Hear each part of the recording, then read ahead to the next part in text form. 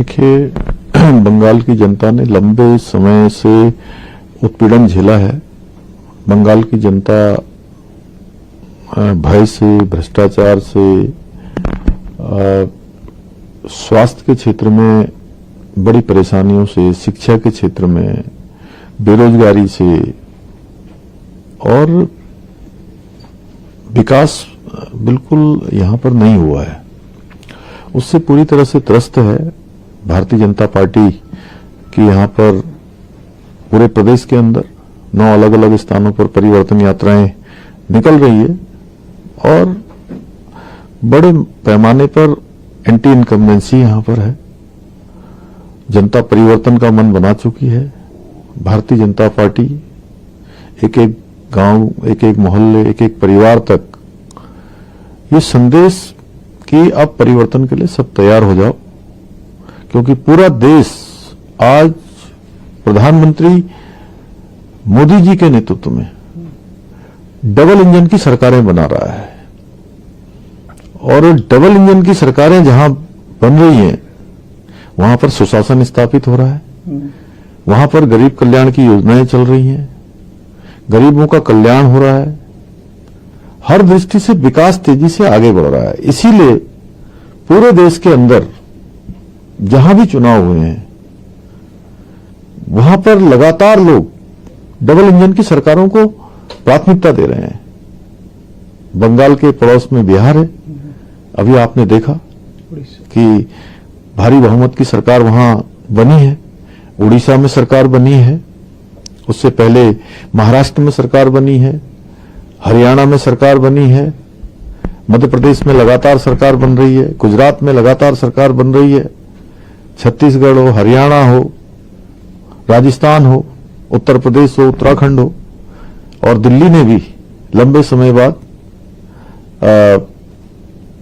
Double engine की सरकार वहां बनाई है और सभी राज्य तेज गति से आगे बढ़ रहे हैं।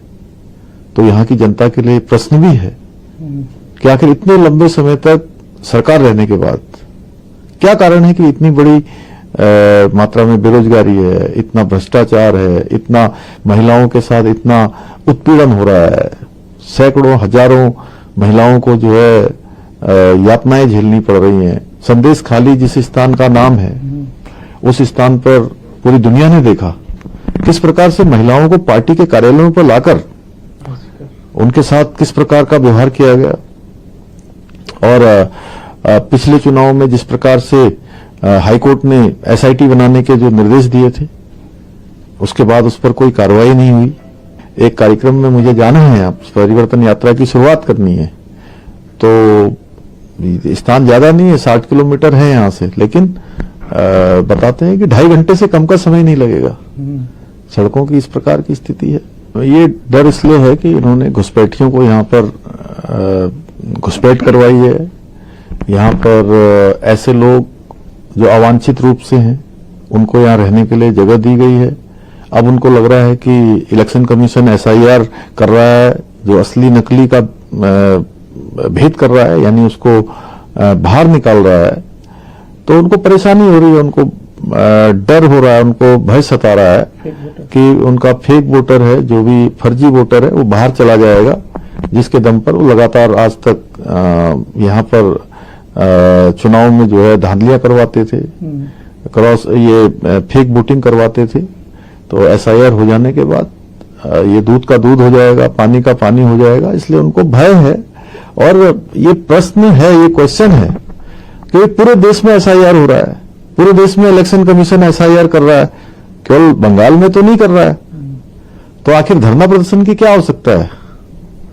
कोई काम कानून के तरीके से हो रही है। अगर कोई जो फर्जी वोटर नहीं है तो उसको कोई परेशानी नहीं होगी, लेकिन जो फर्जी है तो उसको परेशानी होगी। तो ये ममता जी को इसीलिए शायद परेशानी हो रही है। यहाँ पर बेरोजगारी बहुत बढ़ गई है और ये केवल जो तात्कालिक मुद्दे हैं, बेरोजगारी का मुद्दा है, उससे ध्यान भटकाने का एक शिगुफा उन्होंने छोड़ा है। लेकिन मुझे लगता है कि बंगाल के युवा जो लंबे समय से बेरोजगारी का दंश झेल रहे हैं, बेरोजगारी ने जिनको पूरी तरह से अव्यवस्थित कर दिया है, उनके जनजीवन को प्रभावित कर दिया है, उनके परिवारों को प्रभावित कर दिया है, उनके भविष्य को खराब कर दिया है, तो इस झांसे में नहीं आएंगे। क्योंकि यहां पर भारतीय जनता पार्टी की सरकार बनेगी तो बड़े पैमाने पर रोजगार निकलेगा, 5 साल की आयु सीमा में भी छूट होगी और भर्ती भी पारदर्शी तरीके से होगी, बिल्कुल ट्रांसपेरेंसी तरीके से होगी। जो लोग योग्यता रखते होंगे, क्षमता रखते होंगे, प्रतिभा रखते होंगे, उन सबको नौकरियों का अवसर मिलेगा और बंगाल के युवा भी देश निर्माण में, बंगाल निर्माण में आगे बढ़ेंगे। बंगाल में व्यवस्था पूरी तरह से चरमरा गई है, चाहे कानून व्यवस्था हो, पूरा शिक्षा विभाग जेल में है और ये संवैधानिक संस्थाओं पर इन्होंने विश्वास इनका खत्म हो चुका है। क्योंकि इनको लगता है कि संवैधानिक संस्थाएं अपने जब इनके पक्ष में कोई फैसला सुनाती है तो बहुत अच्छी होती हैं, जब इनके पक्ष में फैसला नहीं आता है तो अव्यवस्था करते हैं, मारपीट करते हैं, तोड़फोड़ करते हैं।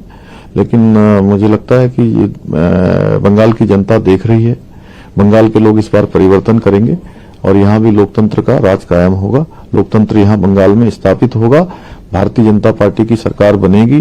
जो लंबे समय से यहाँ के लोगों को भय है, भ्रष्टाचार है, यहाँ विकास नहीं हुआ है, उन सब से यहाँ पर छुटकारा मिलेगा, महिलाओं को सुरक्षा भी मिलेगी, सम्मान भी मिलेगा। इसलिए मैं बंगाल के लोगों से कहना चाहता हूँ, देवभूमि उत्तराखंड से मैं आया हूँ, जहाँ से गंगा निकलती है, गंगा जी निकलकर गंगा सागर तक जाती है, तो वहां आज सुशासन स्थापित है, 4 धाम ऑल वेदर रोडें बनी है, एक कोने से दूसरे कोने को जोड़ने के लिए पूरे बंगाल के लोग बड़ी संख्या में देवभूमि उत्तराखंड आते हैं, वो सब देखते हैं। उसी प्रकार यहाँ भारतीय जनता पार्टी की सरकार बनने में सभी व्यवस्थाएं, यहाँ की सड़क हो, यहाँ की बिजली हो, यहाँ का पानी हो, यहाँ का रोजगार हो, यहाँ पर महिलाओं की सुरक्षा हो, हमारे युवाओं को नौकरी हो, वो सब मिलेगी। और मोदी जी के नेतृत्व में आज पूरे देश के अंदर हो रहा है, वो बंगाल में भी होगा। पूरे देश के अंदर देखिए ये डीए सभी कर्मचारियों को मिल रहा है और बंगाल इससे छूटा हुआ है।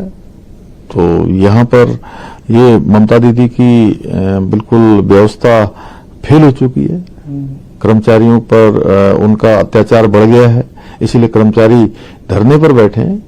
भारतीय जनता पार्टी की सरकार बनते सभी कर्मचारियों को जो डीए की सुविधा है उस सुविधा मिलेगी, यहाँ पर परिवर्तन होगा। और देखिए परिवर्तन संसार का नियम है और यहाँ की जनता त्राहिमाम हो चुकी है और यहाँ पर कानून व्यवस्था से लेकर जितने भी मुद्दे हैं, विकास न होना, इतने लंबे समय तक सरकार में रहना, विकास न करना, महिलाओं को सुरक्षा न देना, उल्टा उनको उत्पीड़न करना, बेरोजगारी एक बहुत बड़ी समस्या है। हेल्थ के सेक्टर में यहाँ के लोगों को जितनी ट्रेनें यहाँ से जाती हैं, सब साउथ इंडिया में जितनी हैदराबाद जाती हैं, चाहे तिरुचिरापल्ली जाती हैं, तमाम जगह पर जो साउथ के अस्पताल हैं उसमें बंगाल के ट्रेनों से जाकर इलाज करवाने वालों की संख्या बहुत बड़ी है।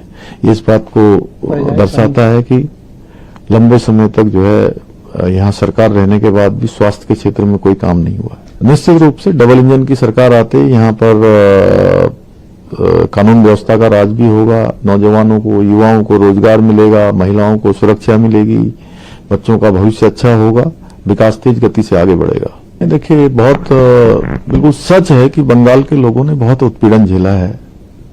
बंगाल मैं समझता हूं देश के उन राज्यों में से एक राज्य है जहां पर वोट देने पर जान जाती है। ये यहाँ पर लोकतंत्र की हत्या की जाती है।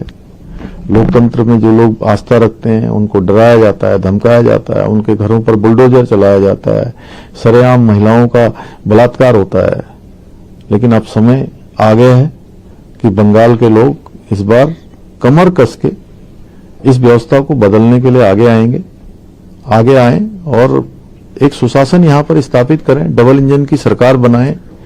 आज पूरा देश, पूरा विश्व हमारे प्रधानमंत्री मोदी जी के नेतृत्व पर आज गौरव कर रहा है। पूरे विश्व के अंदर भारत का मान सम्मान बढ़ रहा है।